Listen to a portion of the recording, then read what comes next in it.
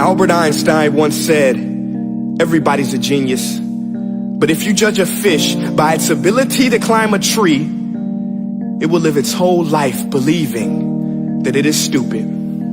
Ladies and gentlemen of the jury, today on trial we have modern day schooling. Glad you could come. Not only does he make fish climb trees, but also makes them climb down and do a 10-mile run. Tell me, school, are you proud of the things you've done? Turning millions of people into robots, do you find that fun? Do you realize how many kids relate to that fish swimming upstream in class, never finding their gifts, thinking they are stupid, believing they are useless? Well, the time has come, no more excuses. I call school to the stand and accuse him of killing creativity, individuality, and being intellectually abusive. He's an ancient institution that has outlived his usage. So, Your Honor, this concludes my opening statement, and if I may present the evidence of my case, I will prove it. Proceed. Exhibit A. Here's a modern day phone. Recognize it? Here's a phone from 150 years ago.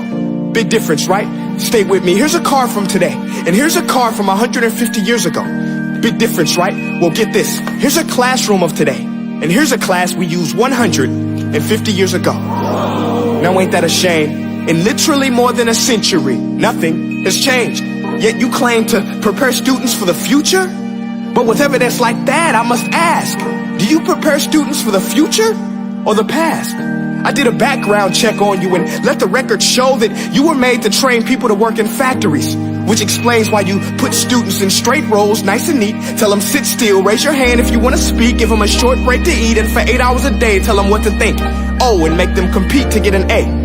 A letter which determines product quality, hence grade A of meat. I get it. Back then, times were different. We all have a past. I myself am no Gandhi. But today, we don't need to make robot zombies. The world has progressed. And now we need people who think creatively, innovatively, critically, independently, with the ability to connect. See, every scientist will tell you that no two brains are the same. And every parent with 2 or more children will confirm that claim.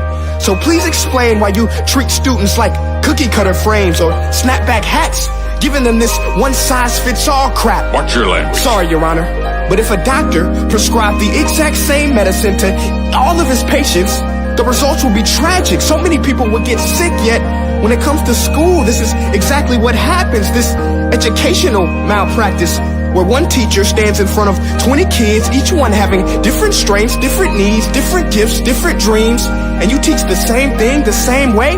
That's horrific. Ladies and gentlemen, the defendant should not be acquitted. This may be one of the worst criminal offenses ever to be committed. And let's mention the way you treat your employees. Objection. Overruled. I want to hear this. It's a shame. I mean, teachers have the most important job on the planet, yet they're underpaid? No wonder so many students are short-changed. Let's be honest. Teachers should earn just as much as doctors, because a doctor can do heart surgery and save the life of a kid. But a great teacher can reach the heart of that kid and allow him to truly live. See, teachers are heroes that often get blamed, but they're not the problem. They work in a system without many options or rights. Curriculums are created by policymakers, most of which have never taught a day in their life. Just obsessed with standardized tests. They think bubbling in a multiple choice question will determine success. That's outlandish. In fact, these tests are too cruel to be used and should be abandoned, but don't take my word for it. Take Frederick J. Kelly, the man who invented standardized testing, who said, and I quote, "These tests are too cruel to be used and should be abandoned." Ladies and gentlemen of the jury, if we continue down this road, the results will be lethal. I don't have much faith in school, but I do have faith in people. And if we can customize healthcare, cars, and Facebook pages, then it is our duty to do the same for education, to upgrade it, change it, do away with school spirit, because that's useless. Unless we're working to bring the spirit out of each and every student, that should be our task. No more Common Core. Instead, let's reach the core of every heart in every class. Sure, math is important, but no more than art or dance. Let's give every gift an equal chance. I know this sounds like a dream, but countries like Finland are doing impressive things. They have shorter school days. Teachers make a decent wage. Homework is non-existent, and they focus on collaboration instead of competition. But here's the kicker, boys and girls. Their educational system outperforms every other country in the world. Other places like Singapore are succeeding rapidly. Schools like Montessori, programs like Khan Academy, there is no single solution. But let's get moving, because while students may be 20% of our population, they are 100% of our future. So let's attend to their dreams, and there's no telling what we can achieve. This is a world in which I believe, a world where fish are no longer forced to climb trees. I rest my case.